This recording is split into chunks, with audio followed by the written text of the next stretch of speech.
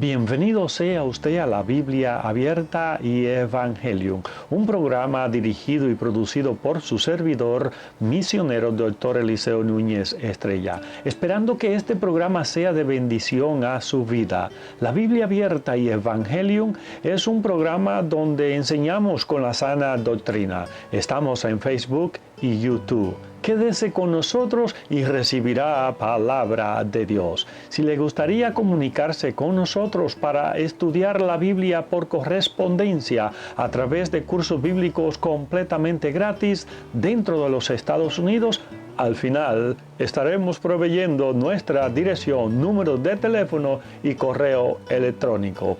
Antes de presentar el mensaje bíblico, disfrutemos la siguiente alabanza.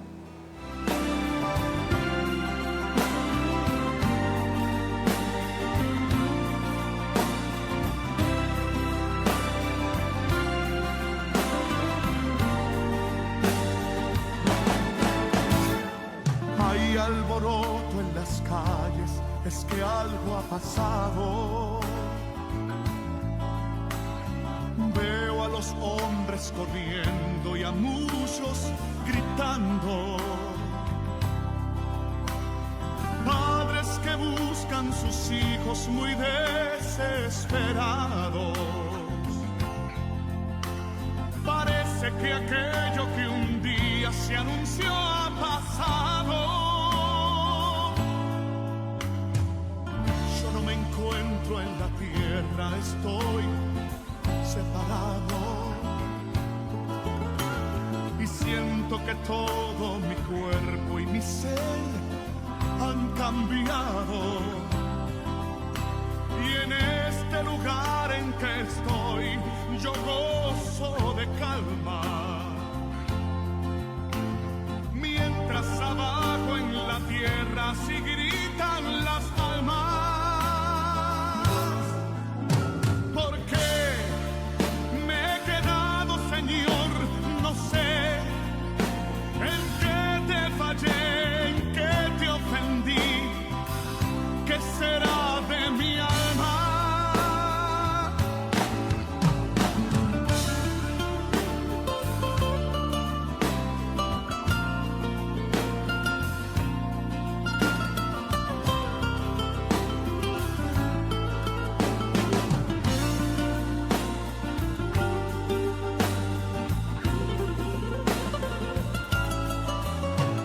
Mi mente y mi capacidad no pueden describir la gloria y el grande poder que hay en este lugar. Un trono que está rodeado de miles de ángeles, mientras abajo en la tierra se alborotan las calles. Despierta, pronto llegará el momento que no habrá en tu vida lamentos. Cristo nos viene a buscar. Procura dar lo mejor de tu vida para cuando llegue ese día, el cielo puedas conquistar.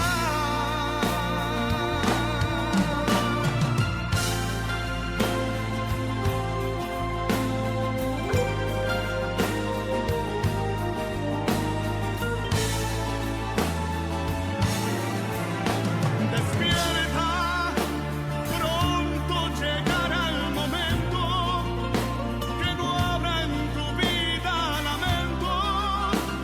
Cristo nos viene a buscar. Procura dar lo mejor de tu vida para cuando llegue ese día, el cielo puedas conquistar.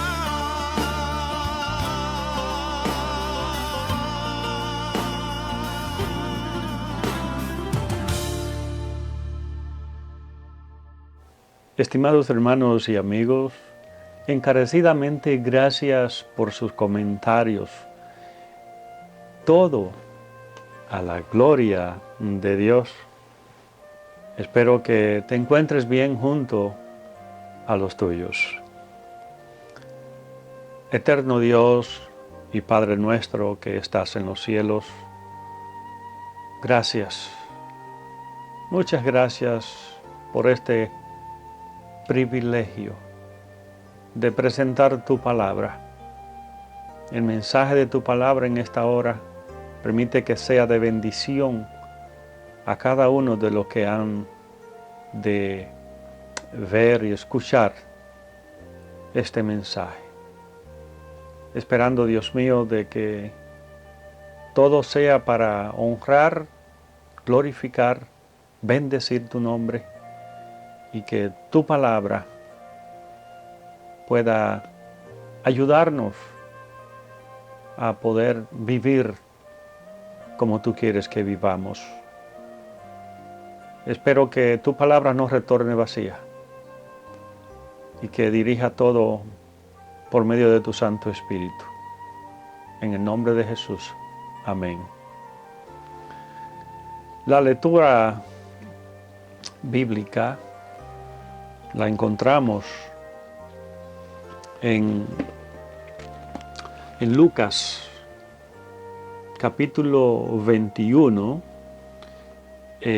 donde Lucas enumera algunas de las señales naturales que ocurrirán antes de la segunda venida de Jesús. El versículo 11. Y habrá grandes terremotos, y en diferentes lugares habrá hambres y pestilencias, y habrá terror y grandes señales del cielo. Amén. El mensaje bíblico para esta ocasión: los últimos tiempos. ¿Estamos viviendo en los últimos tiempos? En un sentido, durante siglos hemos estado en los últimos tiempos, pero generalmente cuando las personas hablan de los últimos días o los últimos tiempos, se refieren al tiempo previo e incluyendo la tribulación, cuando sucedan los acontecimientos apocalípticos descritos en el libro del Apocalipsis. ¿Ya ha empezado la tribulación? En el momento de escribir esto, no. La iglesia no ha sido tomada, no ha sido arrebatada y la tribulación aún no ha comenzado, aunque hay dos etapas en la tribulación y la gran tribulación. Estamos viviendo en los días poco antes del arrebatamiento y la tribulación, posiblemente. La Biblia profetiza muchos eventos que ocurrirán en los últimos tiempos. Se pueden clasificar estos acontecimientos como naturales, espirituales, sociológicos, tecnológicos y políticos. Aunque quizás no veamos estos acontecimientos suceder directamente, podríamos ser capaces de ver la antesala de los mismos. Así como los pequeños sismos suelen preceder un gran terremoto, el mundo de hoy puede estar mostrando terremotos reveladores de lo que está por venir. Por supuesto, este mundo caído ha visto muchos terremotos y otros desastres naturales. La profecía de Jesús es que todos estos eventos se intensificarán en la medida que el fin se aproxima. En una investigación que hice, en 13 años, entre 1991 y 2004, los Estados Unidos ha experimentado 5 de los más costosos huracanes en la historia. 3 de sus 4 más grandes tornados han proliferado en la historia y 9 de los 10 mayores desastres, como lo determina la Agencia Federal para el Manejo de Emergencias. En los últimos años hemos visto el huracán Sandy, lo que algunos han llamado la tormenta perfecta, en cuanto a grandes señales del cielo. En el 2013 el meteoro Chelyabinsk explotó sobre Rusia y emitió una poderosa onda explosiva que hirió alrededor de 1.500 personas. Todos estos acontecimientos podrían ser una preparación de los últimos tiempos. Los dolores de parto, como Jesús lo llamó en Mateo, el capítulo 24, Mateo 24 y el versículo 8. Observe, este versículo 8 identifica claramente este periodo como principio de dolores. El desencadenamiento de los dolores de parto que producirán un nuevo orden bajo el Mesías, Rey de Israel. Las primeras palabras de Jesús dan énfasis general del discurso. Los discípulos no debían esperar el fin inmediatamente, ni pensar que alguien pudiera pronosticar la fecha. Aún la destrucción del templo no significaría que el fin estaba cerca. De modo que los discípulos no debían dejarse engañar por aquellos que declaraban falsamente que eran el Mesías, imitaban la enseñanza de Jesús diciendo que el fin estaba cerca. Ni deberían ser tentados a desesperarse en medio del terrible conflicto humano y los desastres cósmicos que precederían al final. En este discurso encontramos al Señor refiriéndose alternativamente a la destrucción de Jerusalén en el año 70 después de Cristo y luego a las condiciones que precederán a su segunda venida. Es una ilustración de la ley de la doble referencia.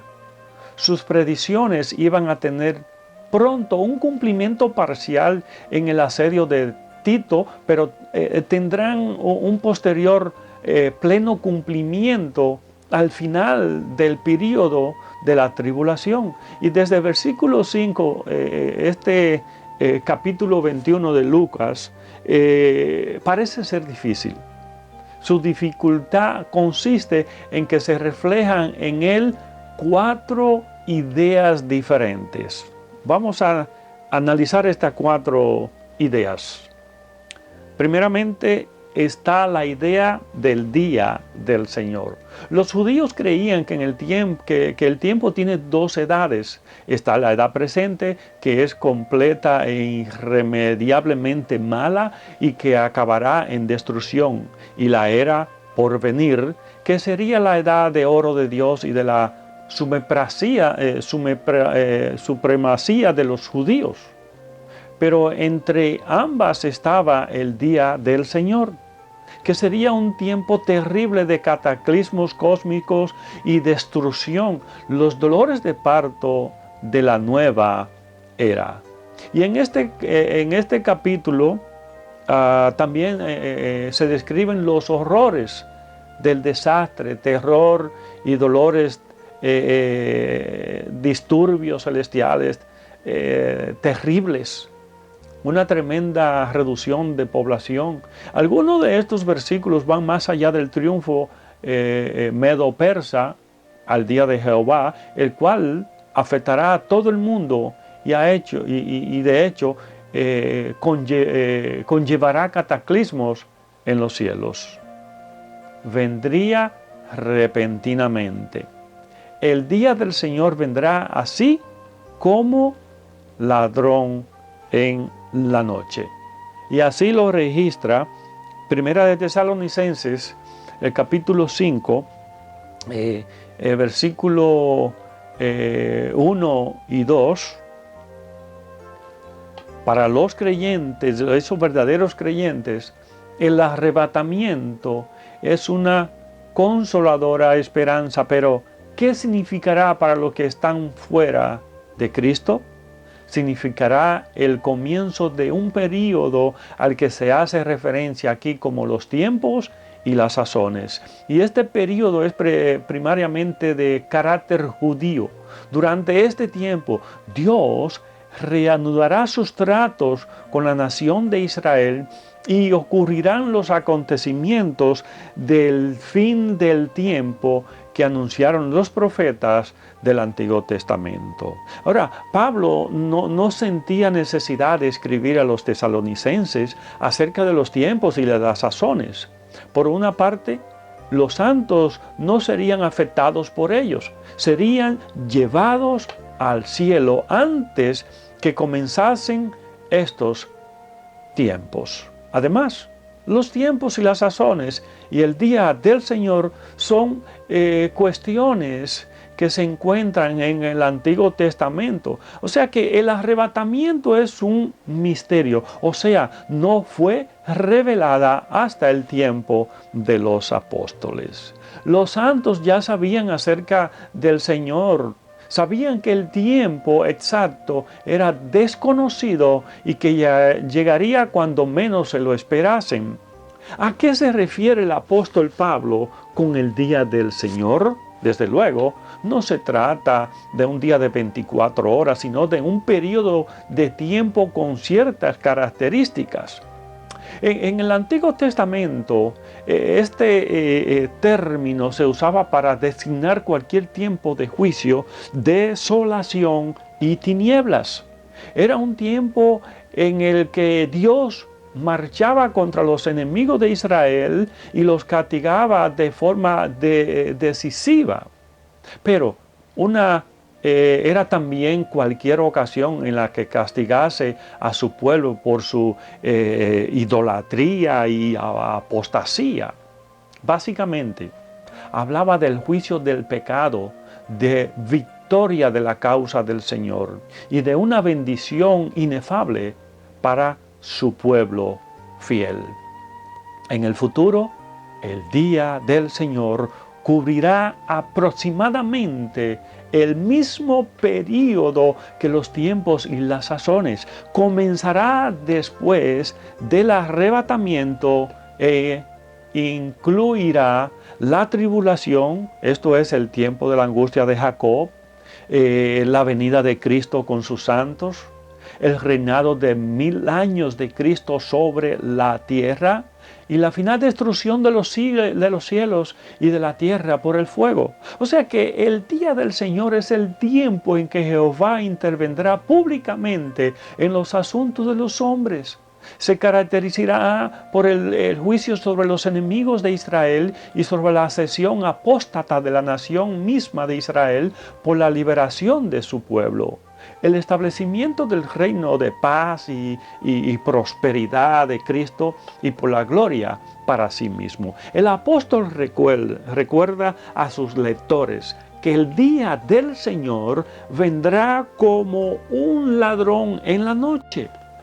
Será totalmente inesperado y caerá sobre los hombres totalmente de improviso. El mundo estará totalmente desprevenido. Y así lo afirma el apóstol Pedro en su segunda carta, en el capítulo capítulo 3 y el versículo 10. Sería un día en el que el universo sufrirá sacudidas. El día del Señor era una de las ideas básicas del pensamiento religioso en tiempo de Jesús. Todo el mundo conocía estas terribles premoniciones. Ahora, la segunda idea diferente del gran discurso profético de Lucas 21 está la profecía de la destrucción de Jerusalén, que se cumplió el año 70 después de Cristo, después de un asedio en el que los habitantes llegaron al canibalismo y la ciudad fue tomada literalmente, piedra a piedra. Ahora, Josefo dice que un número de increíble de 1.100 millones de personas perecieron en el asedio, o sea, 1.100.000 personas perecieron en el asedio y 97.000 fueron llevadas cautivas. La nación judía fue borrada del mapa, el templo fue incendiado y desolado, y en este pasaje se hace referencia a este acontecimiento todavía futuro en esos versículos 5, 6, 20, 24 de Lucas capítulo 21. Tenemos la tercera idea diferente de ese gran discurso profético de Lucas 21. Está la segunda venida de Cristo. Jesús estaba seguro de que iba a volver otra vez y la iglesia primitiva esperaba su vuelta. Nos ayudará a comprender los pasajes del Nuevo Testamento que hablan de su segunda venida si tenemos en cuenta que muchos de los detalles que estaban en relación con el día del Señor se le aplicaron, como los versículos 27 y 28 de este capítulo 21 de Lucas. Antes de la segunda venida, se esperaba que muchos pretendieran ser el Mesías y que tuvieran lugar muchos cataclismos. Y a esto se refieren todos estos versículos del 7 al 9. Ahora, la cuarta y última idea diferente del gran discurso profético de Lucas 21 está la idea de la persecución por venir. Aunque hay persecución en estos tiempos, cristianos que por su fe mueren. Pero Jesús previó y predijo las cosas terribles que habrían de ocurrir o sufrir los suyos por su relación con Él en los días por venir. Y este pasaje nos resultará más difícil de entender y provechoso si tenemos presente que no se trata exclusivamente de un tema, sino de 4 íntimamente relacionados. Ahora, fue la referencia a las bellezas del templo lo que movió a Jesús a profetizar. Los pilares de los pórticos y de las columnas eran de mármol blanco, de 12 metros de alto, hechos de un solo bloque de piedra. El adorno más famoso era la presentación de una parra toda de oro con racimos de la altura de una persona.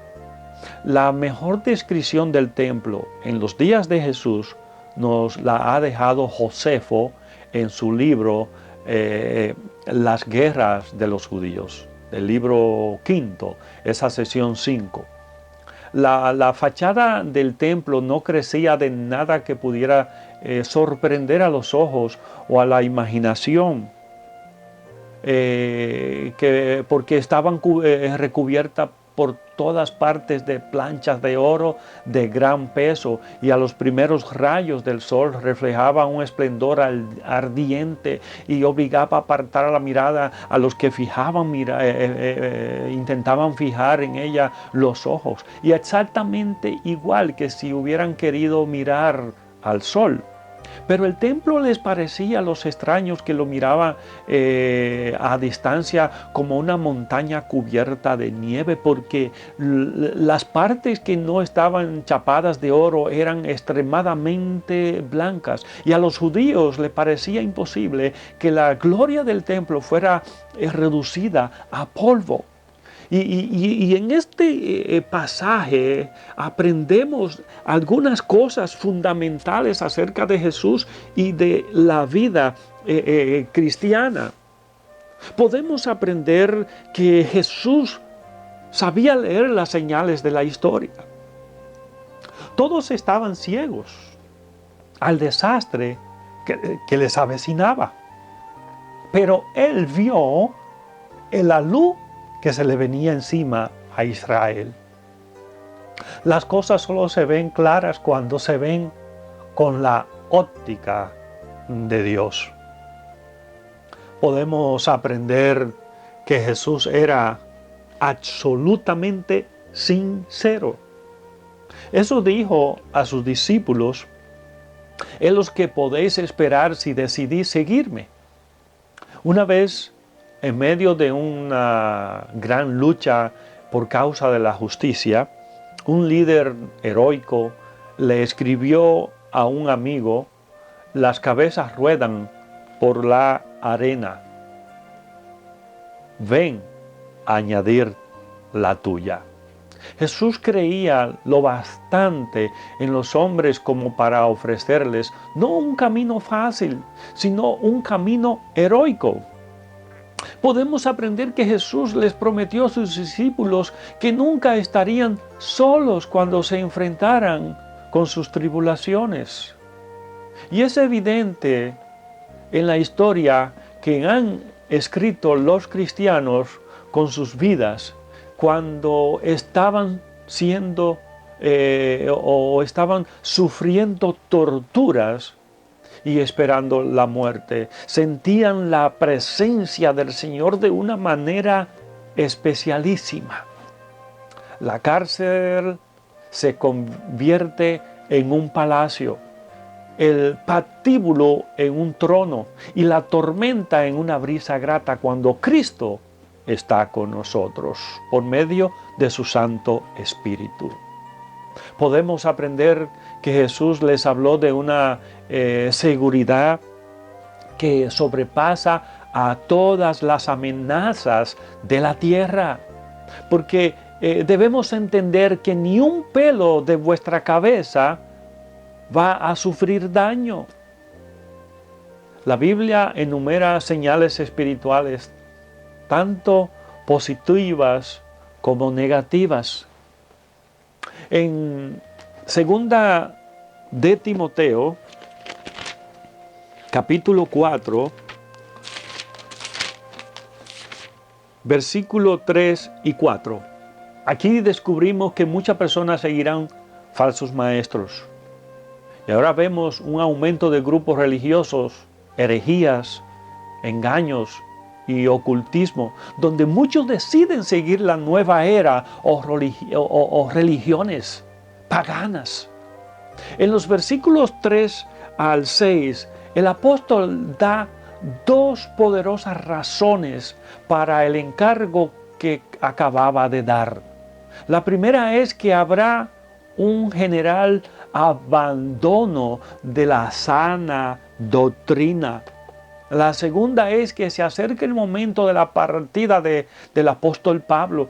El apóstol prevé un tiempo cuando la gente exhibirá una repugnancia evidente hacia la enseñanza saludable. Se apartará de forma voluntarista de aquellos que enseñan la verdad de la palabra de Dios. Tendrán comezón de oír doctrinas placenteras y cómodas, para satisfacer su concupiscencia por doctrinas novedosas y gratificantes. Acumularán para sí maestros que les dirán lo que quieren oír. El anhelo de una predicación bonachona hará que la gente apartará de la verdad el oído y se volverán a las fábulas. Es un cambio desventajoso sacrificar la verdad por las fábulas. Pero esta es la mísera recompensa de los que rehúsan la sana doctrina. Ahora, tenemos de un lado positivo y en Joel, el capítulo, vamos al Antiguo Testamento, Joel, el capítulo 2, versículo 28 y 29, profetiza aquí Joel que habrá un gran derramamiento del Espíritu Santo. En aquel día Dios derramará su Espíritu sobre toda carne. Los más jóvenes profetizarán y verán visiones, y los ancianos soñarán sueños. Esta profecía se cumplió parcialmente en Hechos, el capítulo 2, los versículos 16 al 21, pero Pentecostés no la completó. Terminará de cumplirse al comienzo del reinado milenial de Jesucristo. Junto con las señales en el reino natural y espiritual, también hay señales en la sociedad. La creciente inmoralidad en la sociedad de hoy es un síntoma de la rebelión del ser humano contra Dios. El aborto, la homosexualidad, el abuso de las drogas y el abuso de menores son la prueba de que, como dice segunda de Timoteo, capítulo 3 y el versículo 13, mas los malos hombres y los engañadores irán de mal en peor. Pablo no se hacía ilusiones en el sentido de que el mundo fuese a hacerse mejor y mejor hasta que finalmente todos los hombres se convirtiesen. Más bien sabía por revelación divina que la realidad sería precisamente lo contrario. Los hombres malos e impostores irán de mal en peor, engañando y siendo engañados. Se irán volviendo más y más sutiles en los métodos y más osados en sus ataques. No solo engañarían ellos a otros, sino que ellos mismos se verían atrapados por la misma falsa enseñanza con la que irían a atrapar a sus oyentes. Y es por lo cual nosotros también en estos tiempos debemos orar por muchos falsos también que enseñan y están atrapados en sus propias enseñanzas falsas. Después de vender sus mentiras durante tanto tiempo, llegarían a creerlas personalmente. Ahora estamos viviendo en una sociedad materialista y amadora del placer. El cumplimiento de algunas profecías de los últimos tiempos parecían algo imposible hasta la llegada de la tecnología moderna. Algunos de los judíos en Apocalipsis son más difíciles de imaginar en una era nuclear. En el Apocalipsis capítulo 13, el anticristo controlará el comercio, forzando a las personas a que reciban la marca de la bestia y teniendo en cuenta los avances actuales de la tecnología. Y hay señales políticas. La restauración de Israel a su tierra en el 1948 es la única profecía más sorprendente que se cumplió, probando que las cosas se están encajando para el final de los tiempos. A principios del siglo XX nadie se había imaginado que Israel volvería a su tierra y mucho menos que ocupara Jerusalén. Jerusalén, sin lugar a duda, está en el centro de la geopolítica y está sola contra muchos enemigos. Zacarías capítulo 12 versículo 3 lo confirma. Aquí se ve a las naciones gentiles marchando contra Jerusalén en un día futuro. Todo el que moleste a la ciudad será tremendamente atribulado. Se herirán a sí mismos al intentar cargar, como dice Zacarías, esta piedra pesada. Ahora, vamos al Nuevo Testamento, donde Mateo capítulo 24, y en estos versículos, ahí Mateo predice que antes del tiempo del fin habrá, ahí en el versículo 6 y 7, habrá guerras y rumores de guerras. Se levantará nación contra nación y reino contra reino. Sería fácil creer que estamos viviendo estos cumplidos en la actualidad, pero lo que vemos es suave en comparación con lo que será. En realidad, el siguiente acontecimiento en el calendario divino es el arrebatamiento de la iglesia. Por supuesto que primeramente los muertos en Cristo resucitarán primero y luego los que quedamos vivos, si estamos vivos, vamos a ser tomados. No hay profecía que haya de quedar cumplida antes de esto. Todo estará cumplido después que la iglesia sea quitada. El reloj profético de Dios reanudará su marcha y estas condiciones se manifestarán rápidamente. Hambres, epidemias y terremotos en diferentes lugares de la tierra. Incluso ya en la actualidad, los líderes del mundo están alarmados por el espectro del hambre debido al estallido demográfico. Pero esto quedará acentuado por las escaseces debidas a las guerras. Los terremotos están atrayendo más y más a la atención pública. No solo los que están teniendo lugar ahora, sino aquellos que se esperan. Una vez más, esto es solo una pequeñez y no el cumplimiento final de las palabras de nuestro Salvador. Estos son solo algunas de las señales de que estamos avanzando hacia el fin de los tiempos. Dios nos dio estas profecías porque no quiere que nadie perezca. En 2 de Pedro, el capítulo 3, de 2 de Pedro y el versículo 9 lo confirma. Dios ha prometido poner fin a la historia de los hombres impíos con un juicio. Si parece haber retardado, no se debe a que Dios sea infiel a su promesa, se debe a su paciencia. No quiere que nadie perezca. Su deseo es que todos vengan al arrepentimiento.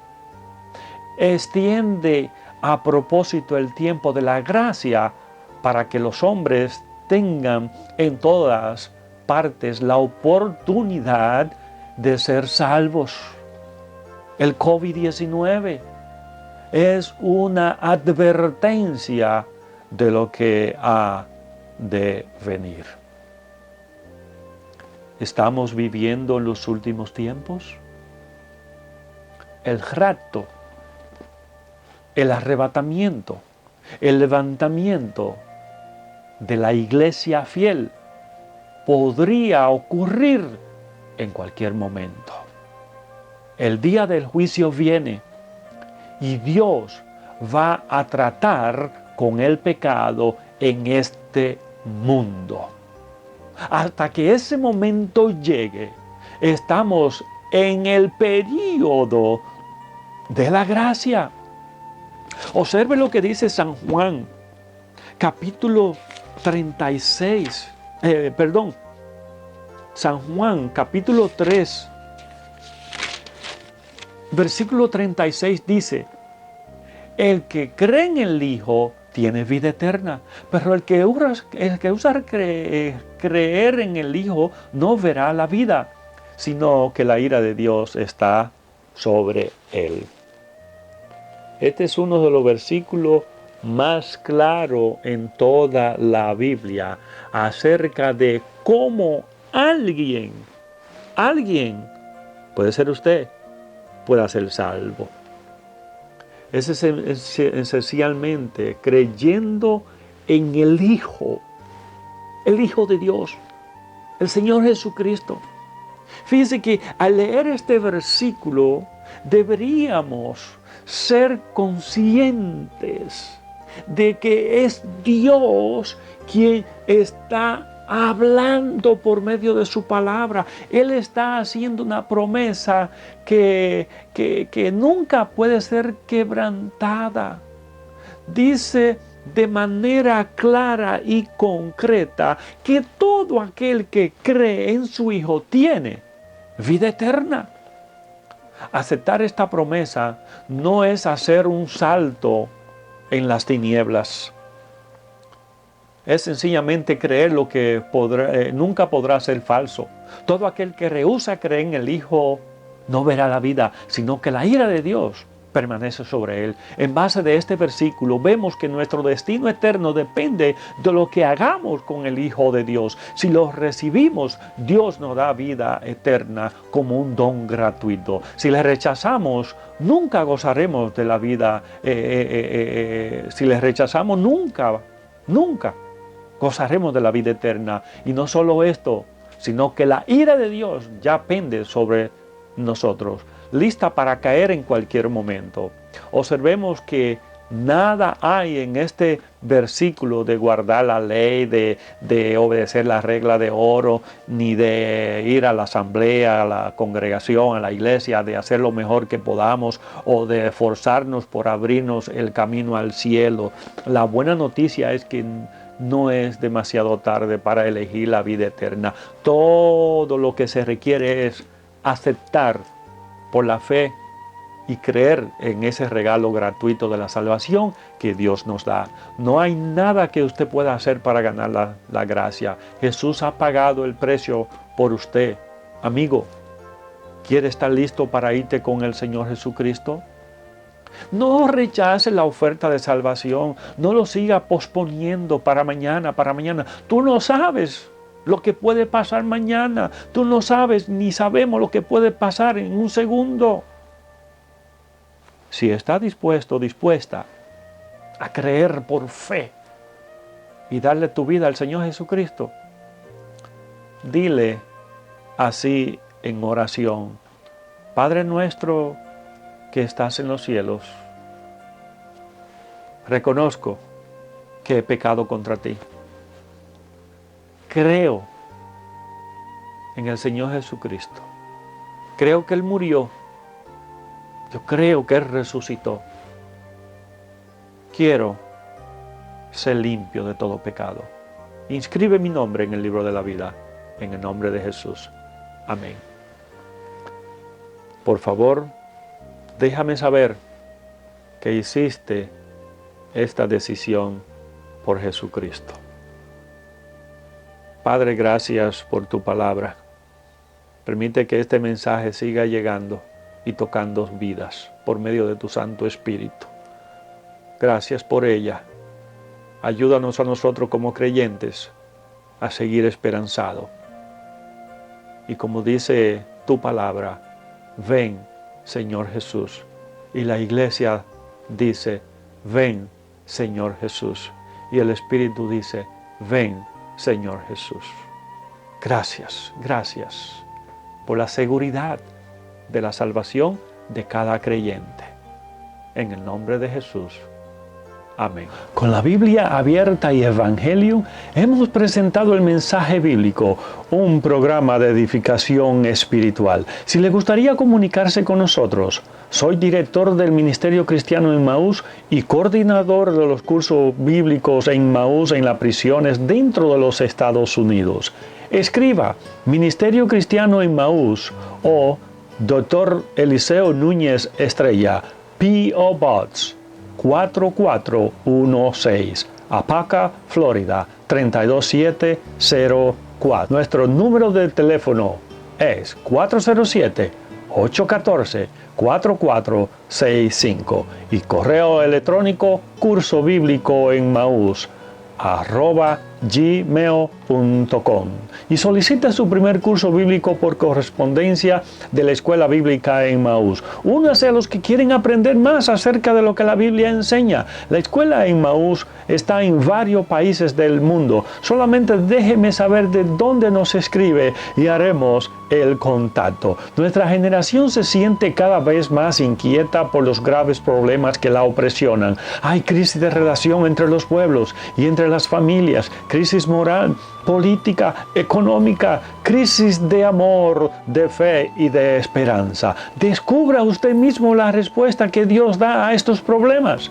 Únase a la familia estudiantil de Emmaús. Más de 9 millones de personas en 125 idiomas distintos han seguido estos cursos que dan a conocer el mensaje que Dios tiene para nuestra generación. Si tiene un amigo o un familiar dentro de los Estados Unidos, en la cárcel o la prisión, también lo enviamos completamente gratis. Todo a la gloria de Dios. Gracias por acompañarme. Que la paz del Señor Jesucristo, el amor de Dios y la comunión del Espíritu Santo sean con todos nosotros. Amén. Les dejo con la siguiente alabanza y hasta la próxima.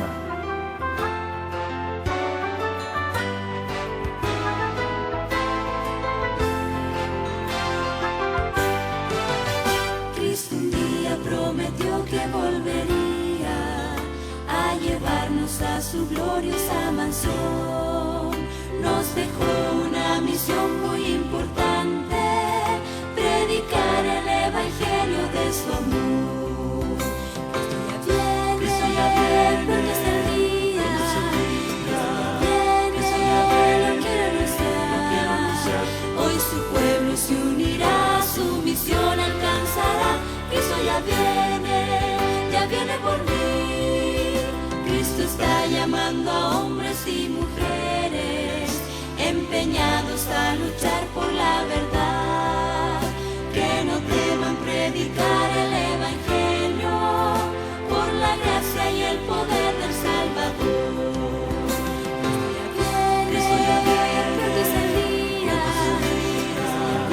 Cristo ya viene, lo quiere anunciar. Hoy su pueblo se unirá, su misión alcanzará. Cristo ya viene por mí.